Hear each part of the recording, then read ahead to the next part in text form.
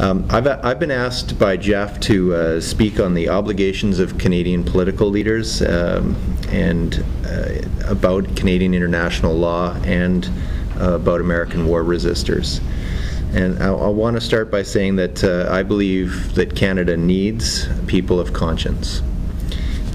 We've been well served by such people who have taken a stand on an important issue of principle, a stand for peace, a stand for truth, a stand for accountability in government.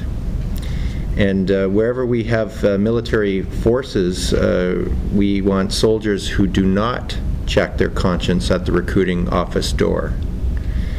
We need people in the armed forces who act out of full conscience. It is clear that the vast majority of Canadians did not support the invasion of Iraq. Many of us believe that it was an illegal act of aggression, and Canada rightfully refused to participate in this so-called war. The government of the day made the right decision not to participate. It is now very clear that the United States and former President George Bush misled, some would even say lied, to not only the American people but to those in the rest of the world about the situation in Iraq prior to the invasion. They simply did not tell the truth about the presence of weapons of mass destruction. They lied that this fight was against Al-Qaeda and that it was a war on terrorism. There is no doubt that the Saddam Hussein regime had a horrendous human rights track record, but the invasion of Iraq had nothing to do with addressing those abuses or improving the lives of ordinary Iraqis.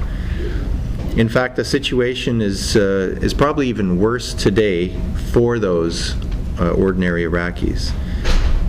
This war has been a terrible mistake. Some Americans themselves are increasingly aware of, and the dramatic decline of in support in the United States for the Iraq War is clear evidence of this. These war resistors are people who can make a positive contribution to Canada and who share key Canadian values. Values that taught them to fight hard for what they believe in and do what is right. Values that lead them to want to support a path of peace rather than war. Values that place life over death, and values that seek the best for the country and hold it to a higher standard. Canada made it possible for over 100,000 Vietnam war resistors to find a safe haven from militarism here. And over 50,000 of those folks remained in Canada. Canada did well by that migration. Canada did well by our decision to welcome those young men and women of conscience to our country.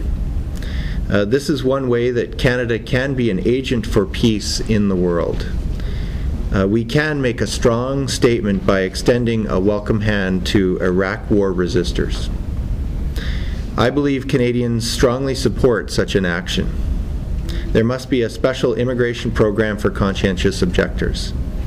We must ensure that people from countries that are unwilling to recognize conscientious objection find a welcome home here. The War Resistor Support Campaign is working across the country in many different communities to support war resistors and to extend support to the broader community for them.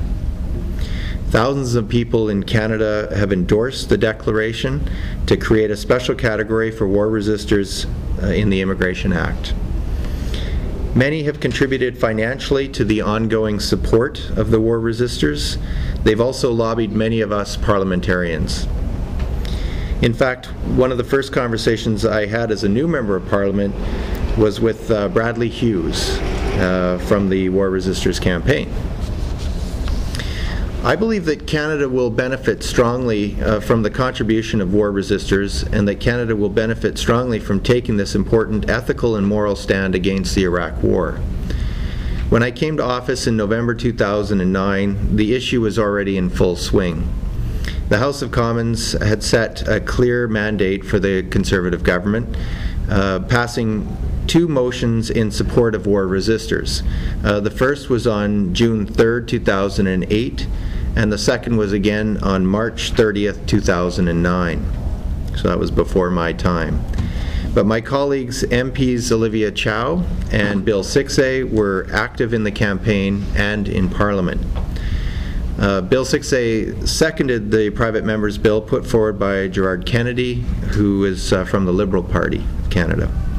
And as many of you know, the private member's bill, C440, did not pass on September 24th, 2010, after several of the Liberal caucus members, including their leader, Michael Ignatieff, left the chamber.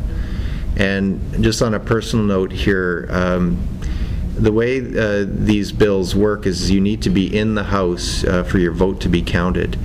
And you need to know what's happening in terms of the vote. You need to know when it's being read, and of course you need to know your position, whether you're for or against. And it was clear where the majority of Conservatives were. It was clear where the majority of the New Democrats and the Bloc Quebec were. Those members were, but it was not clear where the members of their own party, the Liberal Party, were. And it was quite something to watch this as this bill was being called, because oftentimes it's not the only bill that's being voted on. It could be grouped in with several bills. And that means you need to know whether you are going to stay and vote on all of those bills. And in this case, I was looking over at all the opposition members are on one side of the House and the government members are on the other side. And so the New Democrats are on, call it the far end, the Bloc are in the middle, and then on the other end are the Liberals. And to watch the Liberals in this particular vote was quite something, because obviously they did not feel comfortable in supporting their own bill, which put forward by their own member. So some of them hightailed it out of the chamber to avoid being counted. In other words, to avoid supporting their own member in getting this bill. And because it was such a close vote, that meant it failed. So it was really Jared that had to work on his own party to get the support needed to pass this bill and make it law, which is very unfortunate. But that being said, this issue is not over. From my perspective as a Member of Parliament, the House still has two motions on the register that maintain support for war resistors. There has not been a single piece of legislation retracting those motions.